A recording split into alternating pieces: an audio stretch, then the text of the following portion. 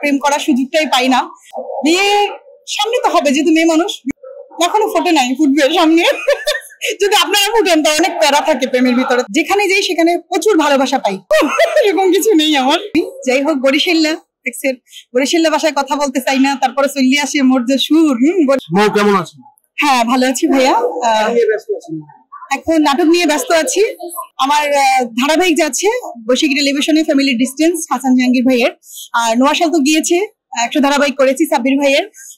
আমার সিঙ্গেল যাচ্ছে, ঈদে কিছু নাটক গেছে, এই আবার সামনে ঈদে কাজ করছি। চাইল্ড অফ দ্য স্টেশন, এটা হলো নতুন মুভি চলছে আমার, নতুন শুটিং কাজ করছি আমি মুভির। ওটা হলো জাফরি আলম মামুন ভাইয়ের ডিরেকশনে কাজ করছি আমি। ইনশাল্লাহ ভালো কিছু হবে আমার মনে হচ্ছে, যেহেতু কাজ করছি।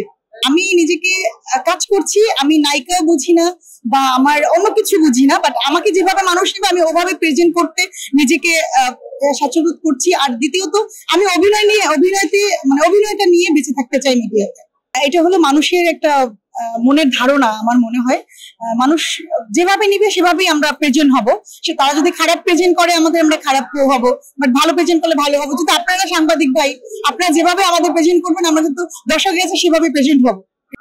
না, এটা সিক্রেটের কিছু নেই, এটা হলো নিজের পার্সোনাল ব্যাপার, যে সে কার সাথে কাজ করবে কি করবে না সেটা তার ব্যাপার। এটাতে তার জোরাজোরির কিছু নাই, আমি সেটা মনে করি। বাট আমি যেহেতু কাজ করছি, আমিও নিজে মনে করছি যে না, এটা আমি যেখানে কাজ করবো, আমার যেখানে ভালো লাগবে আমি সেখানে কাজ করবো, এখানে জোরাজোরি কেন করবো। এটা গিভ এন্ড টেক একটা ব্যাপার যেটা থাকে মিডিয়াতে বলে মানুষে, এটা আমি এখনো এই সিচুয়েশনে পড়িনি। দ্বিতীয়ত আমরা এটা সম্পূর্ণ নিজের ব্যক্তিগত ব্যাপার, এখানে কেউ জোরাজোরির কিছু নাই।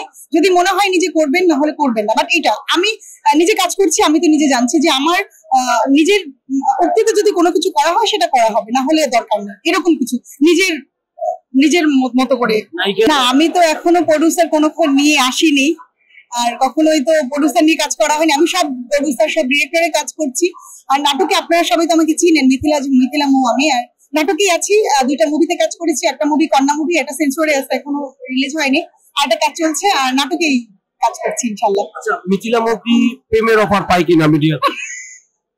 প্রেমের অফার বহু অনেক পেয়েছি, এতটা একসেপ্ট করা সম্ভব না। আর কথা হলো যে মিডিয়াতে আমরা যারা আছি তারা প্রেম করার সুযোগটাই পাই না, যেহেতু কাজ করি সারাক্ষণ।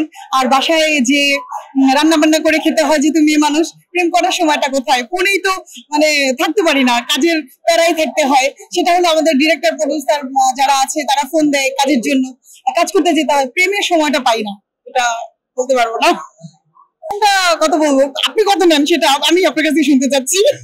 আমি কি বলবো, আমরা তো দর্শকেরটা চাচ্ছি, আমি নিজে তো বলতে পারবো না যে এত। আপনি বললে আমি খুশি হব যে আপনি কত দেখছেন আমাকে। তা ইনকামটা এখন আল্লাহর রহমত, যেভাবে আল্লাহ দিচ্ছে, যেটা ইনকাম করছি ভালোভাবে চলে যাচ্ছে। আর নিজে আমি ভালোভাবে চলতেছি, ফ্যামিলি আছে, ফ্যামিলিকে দিতে হয় না। আব্বু ভালো একটা জব করে, কাজ করছে, ভাই আছে, বোন আছে, সবাই সবার পজিশনে আছে, আমি আমার পজিশনে।